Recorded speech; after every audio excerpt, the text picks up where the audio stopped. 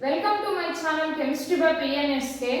In this class, we are learning about Rutherford atomic model. Rutherford atomic model. Before learning of the Rutherford atomic model, we should recall our previous class. In our previous class, we are discussing about J.J. Thomson atomic model. Okay, J.J. Thomson atomic model. J.J. Thomson telling that subatomic particles of the electrons are present in the atom and most of the atom is with space. Okay, most of the atom is with space.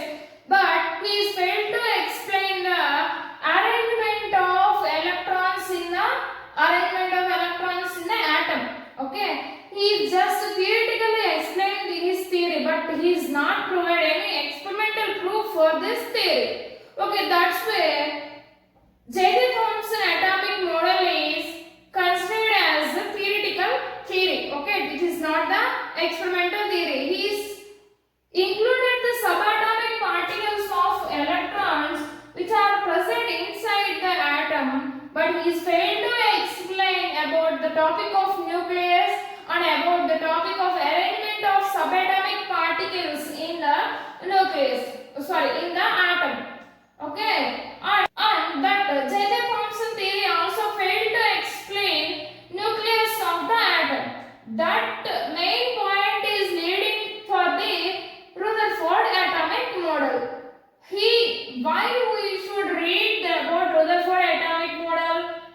In his theory, he says that an atom is the smallest tiny particle which is consisting of nucleus with positively charged particle and neutrons. With positively charged particles and neutrons. This nucleus is surrounded by electrons. This nucleus is surrounded by electrons. Most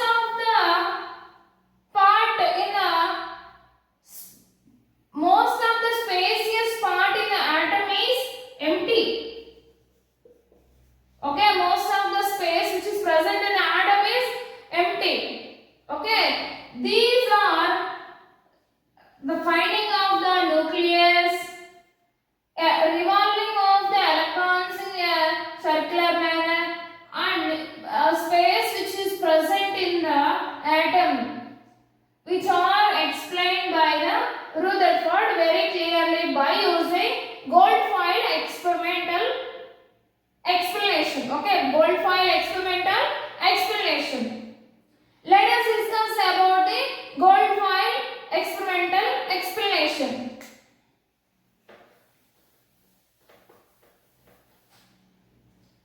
He is explaining his theory by experimental proof, which is called gold-foil experiment. Gold-foil experiment. In this experiment, he take lead chamber. Okay, he take a lead chamber. This is a lead chamber. This is the lead chamber. The lead chamber is consisting of polonium. The lead chamber is consisting of polonium. What is the purpose of polonium? We will discuss later. Okay. That lead chamber is placed before the gold foil. Before the gold foil.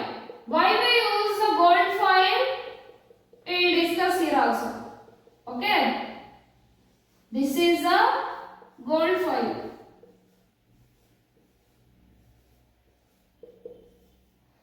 This gold foil is surrounded by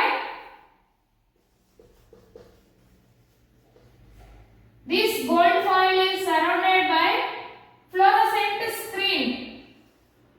This gold foil is surrounded by fluorescent screen. Here we are using zinc sulfide fluorescent screen.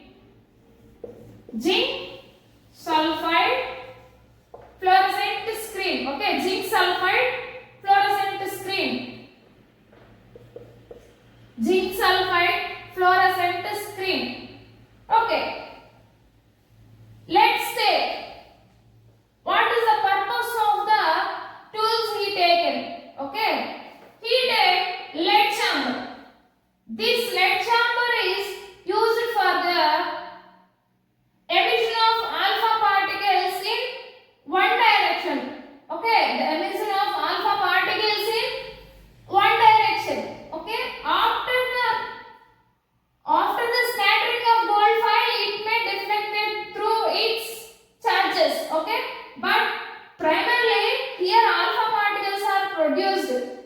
polonium that produce alpha particles are absorbed by the lead chamber and scatters on the gold foil. Okay, that is the main use of using lead chamber, which absorbs the alpha particles and provides to this mole only. Provides to this mole only. Okay, what is the use of here? We are using lead chamber for absorption. Absorption of alpha particles. Absorption of the alpha particles.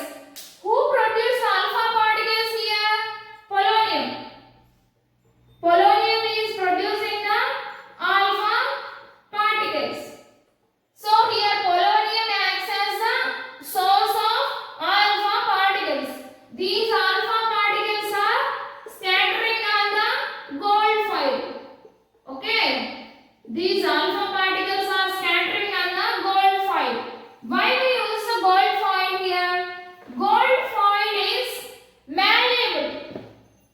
Here the gold foil is malleable. What is the meaning of malleable here? We can convert the gold foil into very thin sheet. Very thin sheet. Here we are converting that gold foil is 0.004 meter. That much of thinness is produced by gold foil. Okay, which is easier to produce the alpha particles into the scattering. Okay, into the scattering. That's why we are using gold foil here. Okay. After that, why we are using zinc sulfide fluorescent screen? When alpha particles are hit the fluorescent screen, that fluorescent screen get glow. Okay, that fluorescent screen get glow. That glow is observed by the scientists and make a result of the scattering of the alpha particles was discussed. Okay, that's why we are using zinc sulfide fluorescent screen. Okay, let us come to the procedure of the experiment. In the procedure, if we are produce alpha particles like this, that alpha particles are hitting on the gold foil, some are reach the scattering fluorescent, some are reach the fluorescent screen, and some are get deflected from the straight line. From the straight line, some are go through in a straight line, some are get deflected, and some are get back. Some are get back to the gold foil. Some are get back to the gold foil. By observing that, he is make some observations. Okay? He is make some observations.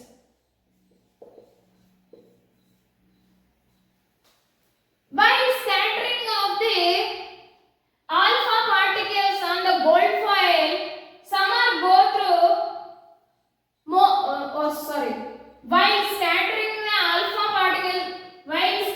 the alpha particle in the gold foil, most of the go through in straight line.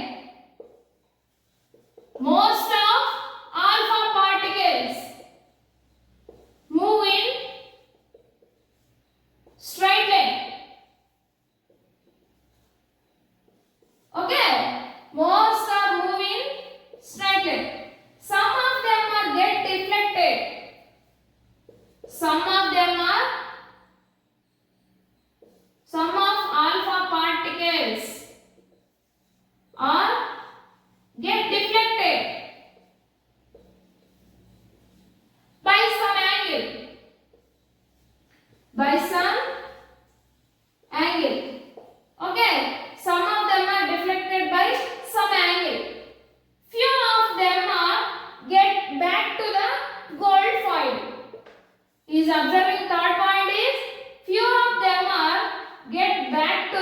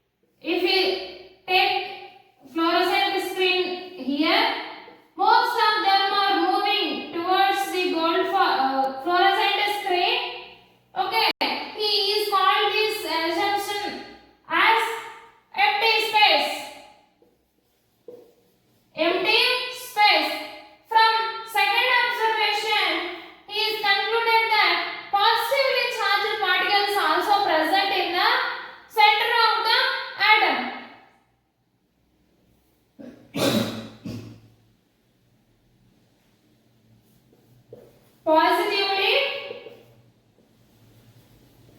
charged particles which are present in the center of the atom.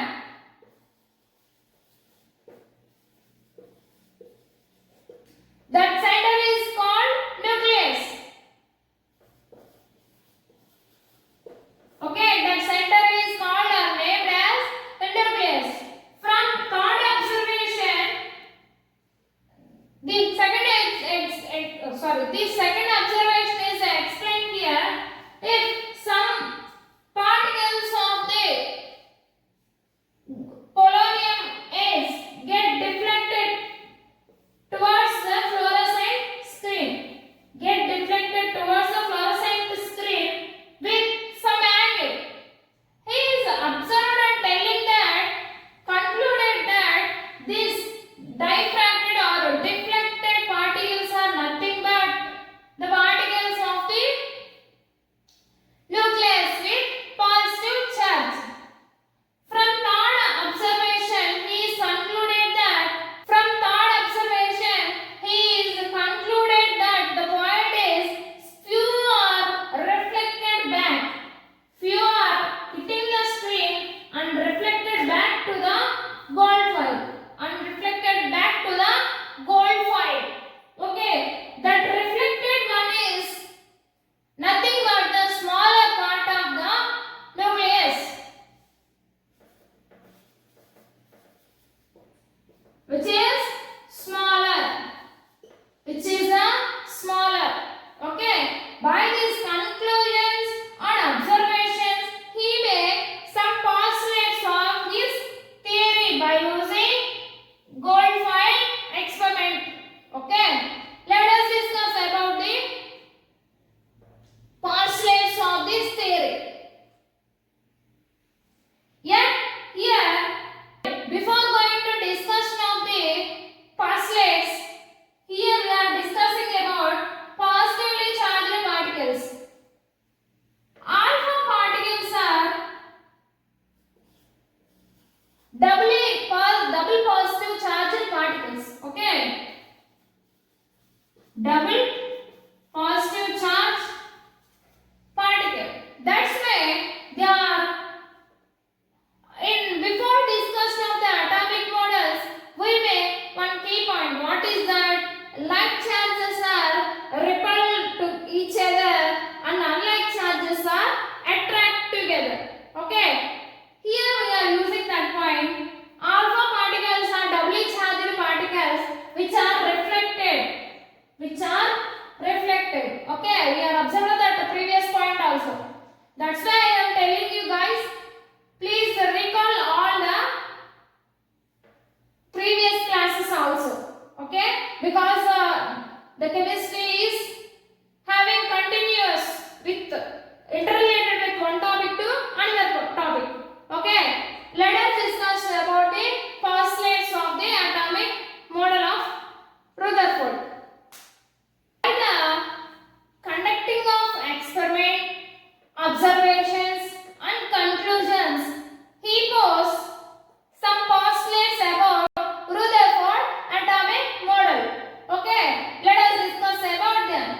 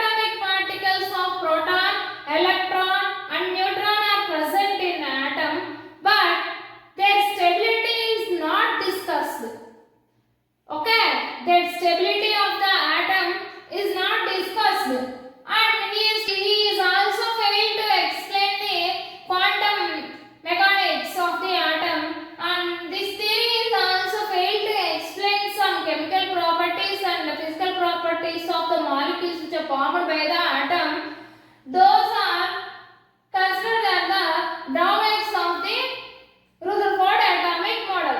Okay, let us here we postulate one point. Nucleus is responsible for the mass and energy of the atom.